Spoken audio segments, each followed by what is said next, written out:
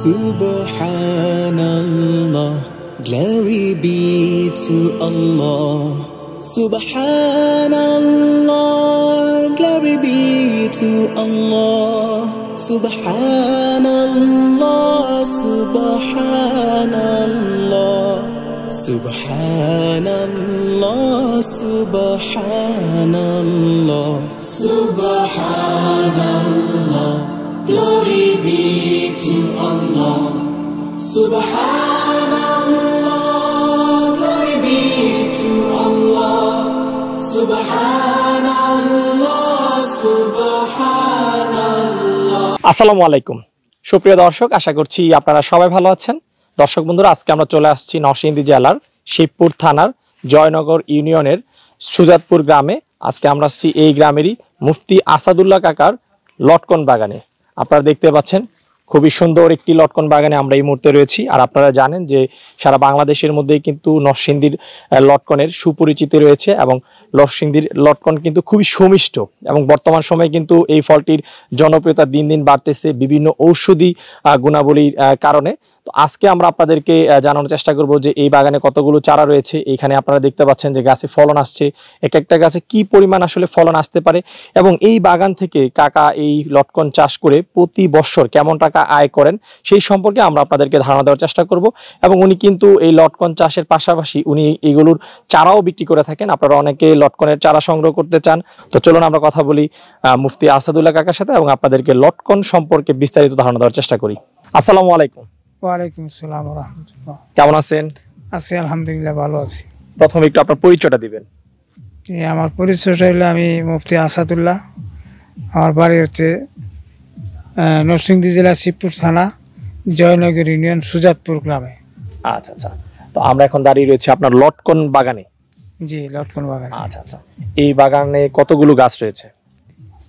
এই বাগানে আসলে তো বাগান 3-4টাই, সবগুলি মিলে প্রায় 500-র উপরে চারা আছে। সবগুলো মিলিয়ে? জি। আচ্ছা, আপনার বাড়ির যে বাগানে দাঁড়িয়ে রয়েছে এখানে কতগুলো গাছ আছে?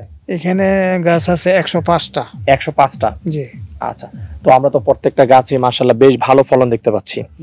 এই লটকনের মধ্যে কি কোনো জাত হয়? হ্যাঁ, এই লটকনের মধ্যে আবার জাত হয়, কারণ দেখা গেছে একটা লটকন হয় জাতিগতভাবেই সাদা। আচ্ছা। আর একটা লটকন হয় জাতিগতভাবেই গোল্ডেন। তো এই হিসেবে আমি জাত দুইটাই ধরে নিয়েছি।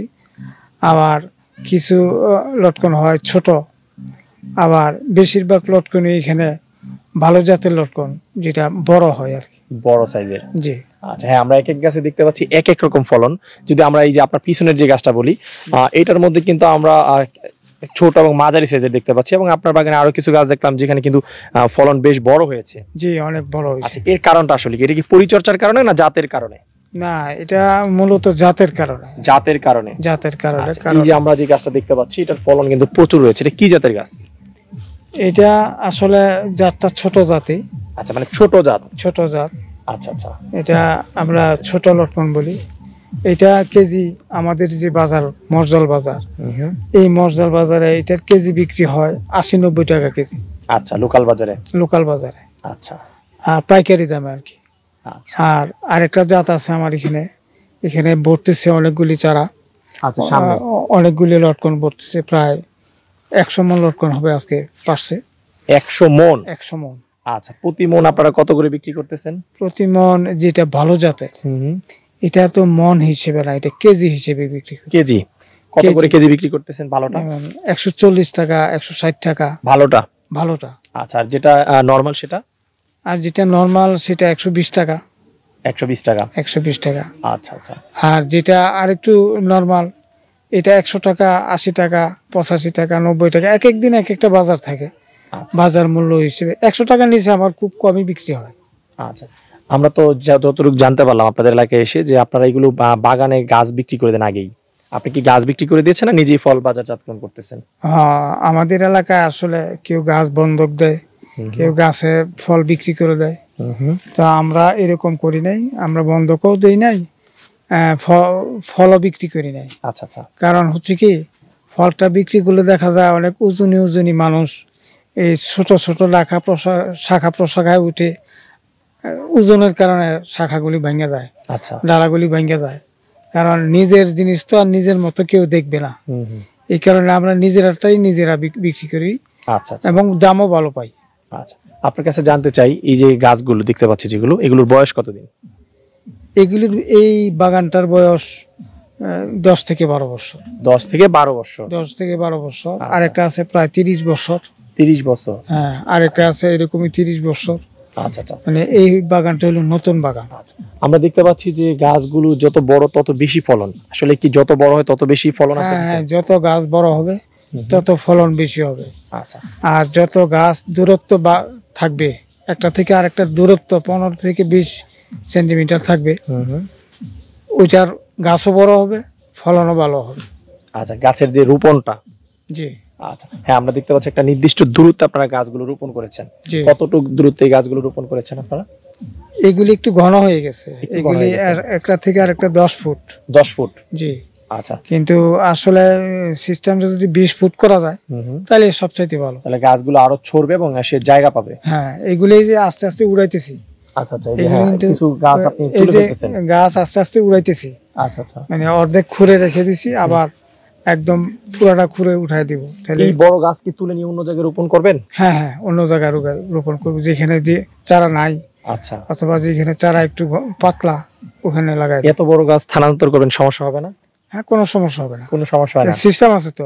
এই যে অর্ধেক খুঁড়ে রেখে দিলাম, আবার বস্তা দিয়া সুতলি দিয়া পেঁচাইয়া এটাকে আবার পুরাটা উঠাইয়া পরে নিয়ে লাগাই দিলে আর কোনো সমস্যা হবে, পরের বছর থেকে ফল আসবে।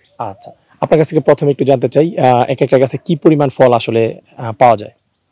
এক একটা গাছে আসলে এগুলি তো ছোট গাছ, এগুলি থেকে 2.5-3 মণ। 2.5 থেকে 3 মণ? 3 মণ। আর যে বড় গাছগুলি আছে 5 মণ 6 মণ হয়। আচ্ছা, আমরা যদি 4000 টাকা করেও মণ ধরি তাহলে এক একটা গাছ থেকে আপনি 10 থেকে 12,000 টাকার ফল এখন বিক্রি করতে পারতেছেন? হ্যাঁ হ্যাঁ, অবশ্যই ইনশাআল্লাহ। আচ্ছা, যেগুলো বড় গাছ সেখানে কতটুকু পান? সেখানে 8 মণ 10 মণ। 8 মণ 10 মণ? জি। আচ্ছা, তাহলে তো বেশ ভালো বাজার মূল্য পাচ্ছেন একটা গাছ জি থেকে। জি, আলহামদুলিল্লাহ। এই বছর বাজার মূল্য ভালো। আসলে আমাদের প্রধানমন্ত্রীও মনে হয় ভাগ্যবান। আচ্ছা, আসলে গত বছরও আমরা দাম ভালো পাইছি। আচ্ছা আচ্ছা, গত বছরও দাম ভালো পাইছি, করোনার সিজনেও কিন্তু দাম ভালো পাইছি। এই যে দাম ভালো পাচ্ছেন এখন, এর কারণ কি মনে করতেছেন? আসলে কারণটা মনে হচ্ছে আমার এটাই যে দেশে যদিও অর্থনৈতিক অবস্থা তেমন একটা সুবিধা না, তারপরেও এটা ওষুধই একটা ফল। এই ফলটা ডাক্তাররা বিভিন্ন রোগের ওষুধ ঘোষণা করেছেন, বিশেষ করে ভিটামিন সি আর হাই প্রেশার যারা আছে তাদের জন্য এই ফলটা খুব উপকারী, ডায়াবেটিস রোগীদের জন্য খুব উপকারী। সেই হিসেবে এই ফলটার চাহিদা খুব বেশি। হ্যাঁ, আগে এটার প্রচারণা ছিল কম, একসময় এটা জঙ্গলি ফল হিসেবে পরিচিত ছিল, মানুষ খেত না, কিন্তু এখন দিন দিন কিন্তু এটার জনপ্রিয়তা অনেক বাড়তেছে এবং এটার যে ঔষধি গুণাগুণ রয়েছে সেটা সম্পর্কে মানুষ জানতেছে, যার কারণে কিন্তু এই ফলটা এখন মানুষ বেশি খাচ্ছে এবং এটার চাহিদা রয়েছে বাজারে বেশি। হ্যাঁ হ্যাঁ, এই জন্যই চাহিদাটা বেশি, এখন দিন দিন ভালো দাম পাচ্ছেন আর সারা পৃথিবীতেই নিচ্ছে। আচ্ছা, যেমন এই বছর কিন্তু বাজারে আমি 200 টাকা কেজি লোকাল কিনে খেয়েছি, তো এটা কিন্তু বেশ দাম আমার কাছে মনে হয়েছে। নরসিংদী থেকে, আমার বাড়ি নরসিংদী, এটা আমাদের নরসিংদীর ফল, সেখানে যদি 200 টাকা কেজি খেতে হয় তাহলে বাইরের যারা তারা একটু ভালো মানের ফলটা কিনলে কিন্তু তাদের আরো বেশি দিয়ে মনে হয় কিনতে হচ্ছে। অবশ্যই পরিবহন খরচ রয়েছে। হ্যাঁ, বেশি দিতেই হবে। একটা বয়স্ক লোক গতকালকে ময়মনসিংহ ভালুকা জানি কোন জায়গায় আসলে দেখার পরে খুব মায়া লাগলো, হুজুর আমি এই বছর আপনার থেকে কোনো ফল নিতে পারি নাই, এখন আপনার উদ্দেশ্য করে আমি আসছি, সাক্ষাৎ হয়ে গেল। আচ্ছা, তখন আমি বললাম যে ঠিক আছে, আপনি এই ফলগুলি আসছে প্রায় 80-87 কেজি, এখন কি দর দিতে পারবেন? আমি আপনাকে 200 টাকা কেজি আমার পড়বে, আমি 160 টাকা কেজি দিতে পারবো। আচ্ছা আচ্ছা, আমি ঠিক আছে নিয়ে নেন। বয়স্ক মানুষ, মায়া লাগছে আসলে, আর দামও কম বলে নাই, আচ্ছা, লোকও ভালো, সেই হিসেবে দিয়ে দিলাম। আপনার কাছ থেকে জানতে চাই, ভিডিও অনেক বড় হয়ে যাচ্ছে, কথা বলে আর অনেক বলা যাবে, তো এই যে আপনি নিজে ফল বিক্রি করতেছেন, আপনার যে টোটাল 500-র মতো গাছ রয়েছে 3টা বাগান মিলিয়ে, সেখান থেকে এই বছর কেমন টাকা বিক্রি হবে বলে আশা করতেছেন? এই বছর সবগুলি বাগান মিলে হয়তো 30 লক্ষ টাকার মতো হতে পারে। সবগুলো বাগান মিলে 30 লাখ টাকা? জি জি, আলহামদুলিল্লাহ, অনেক ভালো একটা টাকা তাহলে এখান থেকে আপনার আসতেছে। জি ইনশাআল্লাহ। আর পাশাপাশি আমি রামবুটান গাছও লাগাইছি। আচ্ছা, এবং রামবুটান গাছের থেকে আমি ফল সংগ্রহ করে চারাও উঠাইছি, 4 ফুট 6 ফুট চারাও বিক্রি করতেছি। আচ্ছা আচ্ছা সব গোল্ডেন কালারের রামবুটান, আচ্ছা এগুলিও বিক্রি করতেছি। এবং এই লটকন চারা ভালো জাতের যেগুলি আছে এগুলিও 6 ফুট 7 ফুট আর 10 ফুটের চারাও আমার কাছে আছে, বিক্রি করতেছি। আচ্ছা আচ্ছা আপনার কাছ থেকে একটু জানতে চাই যে 30 লাখ টাকার ফল বিক্রি করতেছেন, এটা পরিচর্যা করতে গিয়ে বাগান আপনার কেমন টাকা খরচ হয়েছে এই বছর? টাকা তেমন একটা বেশি না, প্রতি বাগানে ধরেন 10,000 করে, 4টা বাগানে 40,000।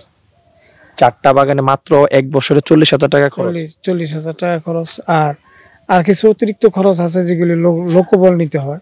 আমি একা তো আর পারি না, আমার ছেলে আছে সাথে, আরো লোক নিতে হয়, এগুলি বাঁচতে হয়, শাখা প্রশাখা ভাঙতে হয়। হ্যাঁ, তারপরে কৃমিনাশক, এই যে কৃমি আপনার জিদ হয়ে গেছে, কৃমি হয়ে গেছে, এগুলি কৃমিনাশক ওষুধ দিয়ে কৃমি মুক্ত করতে হয়। আচ্ছা তারপরে কিছু বাজারের কিছু কীটনাশক দিতে হয়, বিশেষ করে জৈব সার দিতে হয়। আচ্ছা ঝামেলা আছে মোটামুটি, তবে খরচটা বেশি একটা না। 40,000 টাকা 500 কাছে হয়, এটা অনেক কম মনে হচ্ছে আমার কাছে। না না, এটা মানুষ 30 লাখ টাকা আপনি ফল বিক্রি করেন, 40,000 টাকা খরচ। মানুষ কিছু কিছু মানুষ অতিরিক্ত বলে, মিছা কথা বলে। আচ্ছা কথাটা বুঝছেন না, এগুলি অন্যরকম একটা তাদের কথা হয়, এগুলি তারা বললে শান্তি পায়। আচ্ছা আপনার কাছ থেকে আরেকটু জানতে চাই, এই যে ফল আসার পরে, হ্যাঁ, এই যে এত সুন্দর কালার দেখতে পাচ্ছি, এগুলোর জন্য কি কোনো ওষুধ আপনারা স্প্রে করেন? হ্যাঁ, আমরা ওষুধ বলতে কীটনাশক খুব কম, কীটনাশকের ব্যবহারটা খুবই কম। আচ্ছা কারণ এটা কীটনাশক সহ্য করতে পারে না। আচ্ছা এই ফলটা কীটনাশক দেওয়া এই জন্য যে পোকামাকড় যে মাঝে মাঝে বাসা বাঁধে, এটা যাতে বাসা বাঁধতে না পারে, এই জন্য খুব খুব অল্প মূল্যের একটা কীটনাশক। আচ্ছা এই ফলনটা ধরেছে কতদিন হয়েছে আজকে? পরিপক্ক হতে কতদিন সময় লাগে? এটা ধরার 2 মাস পর থেকে বিক্রি হয়। ধরার 2 মাস পরে? 2 থেকে 2.5 মাস পর থেকেই বিক্রি হয়। আচ্ছা প্রথমে তো ফুল আসে নাকি? হ্যাঁ, প্রথমত ফুলটা কখন আসে গাছে? ফুলটা আসে চৈত্র মাসে। চৈত্র মাসে? জি। আচ্ছা, আর আপনারা এই যে ফলটা হারভেস্ট করেন কখন? হারভেস্ট হয় চৈত্র বৈশাখ জ্যৈষ্ঠী মাসের লাস্টে আর আষাঢ় মাসের শুরুতে। আচ্ছা, একদম পরিপূর্ণ হারভেস্ট করতে আপনারা কতদিন সময় পান? সময় প্রায় 2.5 থেকে 3 মাস। 2.5 থেকে 3 মাস? জি। আচ্ছা, তার মানে যখন ফল পাড়া শুরু হয় 2-3 মাস থাকে গাছে? হ্যাঁ, 3 মাস রাখা যায়, 3 মাস পরে আর রাখা যায় না। 3 মাস পরে রাখা যায় না, এটা ঝরে যায়। ঝরে যায়? জি। আচ্ছা আচ্ছা, সবচেয়ে বাজার ভালো দর মানে কখন পান আপনারা? শুরুর দিকে না মাঝামাঝি? সবচেয়ে বাজার ভালো দর হয় আসলে লাস্টের দিকে। আবার চারাগুলি যেগুলি আছে বেশিরভাগ চারাই আমার কিন্তু লাস্টের দিকে পাকে। আচ্ছা, গুটি বাদেও পরে, পাকেও পরে। আচ্ছা, তো লাস্টের দিকেই দামটা বেশি পাওয়া যায়। লাস্টের দিকে? লাস্টের দিকেই। তো আপনার কাছ থেকে জানতে চাই যে এই যে লটকন, এটা কি সব ধরনের মাটিতে আসলে ভালো ফলন হয় না শুধু লাল মাটিতে আসলে এটা ভালো হয়? এটা আসলে লাল মাটিতেই ভালো হয়, তবে আমি দেশের প্রত্যন্ত অঞ্চলে চারা পাঠাইছি। আমার এই গাছের থেকে কলব দিয়া চারা, বিশেষ করে পার্বত্য অঞ্চল, চট্টগ্রাম, খাগড়াছড়ি, তারপর রাঙামাটি, বান্দরবন, এই এলাকাতে প্রত্যন্ত থানায় পাঠাইছি। ওখানে খুব ভালোই ফলন হইতেছে। ওরা আমাকে ফোন দিলেও, ছবি দিয়ে দেখাইলো যে হুজুর আপনার কাছে ফলন আসছে। হ্যাঁ, খুব খুশি।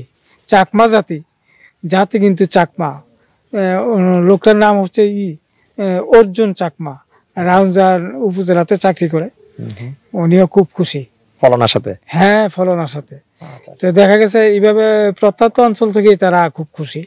আর উত্তরবঙ্গেও পাঠাইছি, রংপুরে, দিনাজপুর, পঞ্চগড়, বগুড়া, ঝিনাইদহ, হামদহ, বিভিন্ন প্রতিষ্ঠান আমার থেকে অনেক চারা সংগ্রহ করছে এবং সবাই খুশি। আবার অনেক সময় দেখা যায় রাস্তাঘাটে একটু গ্যাঞ্জামের কারণে চারা পৌঁছতে দেরি হইলে কিছু কিছু চারা মারা যায়। তখন আমি বলছি ঠিক আছে, আমি তো আসলে নিজের বাগান থেকে চারা উৎপাদন করি, আর এটা প্রতিষ্ঠানের জন্য নিছেন, ঠিক আছে, আমি 2টা চারা মারা গেছে দিয়ে দিব না। তো আমরা তো পরিশেষে বলতে পারি যে লটকন বাগান করে আপনি খুব ভালো আছেন নাকি? আলহামদুলিল্লাহ। এটা দিয়ে মনে করেন এই যে মসজিদে ইমামতি করি আল্লাহর রাস্তায়, ওখানে কোনো বেতন নেই না। তারপরে ঈদগানায় ইমামতি করি, তাও আল্লাহর রাস্তায় কোনো বেতন নেই না। জামে মসজিদে ইমামতি করি, তাও আল্লাহর রাস্তায় কোনো বেতন নেই না। এক বাগানের আয় দিয়ে তো আপনি কারণ হচ্ছে কি, আমি চেষ্টা করতেছি আসলে ধর্মীয় নিয়ম যেটা, আসলে বেতন নেওয়াটা তো উচিত না। ন্যায় তো এটা থানভী রহমতুল্লাহ একটা ফতোয়া ঠিক রাখছে যাতে এই দেশের ইসলামী খেদমত বন্ধ না হয়।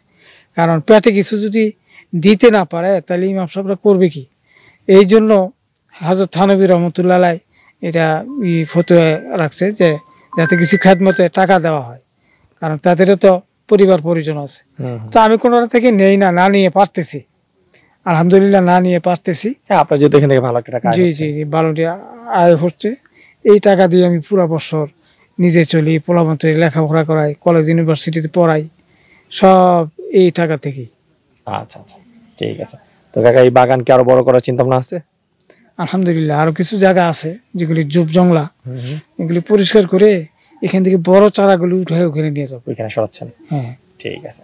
আচ্ছা কাকা, কথা বলে খুবই ভালো লাগলো। আপনার এই বাগানের সফলতা কামনা করে বিদায় নিচ্ছি, ভালো থাকবেন। জি আলহামদুলিল্লাহ, ভালো থাকবেন। আসসালামু আলাইকুম। ওয়ালাইকুম আসসালাম।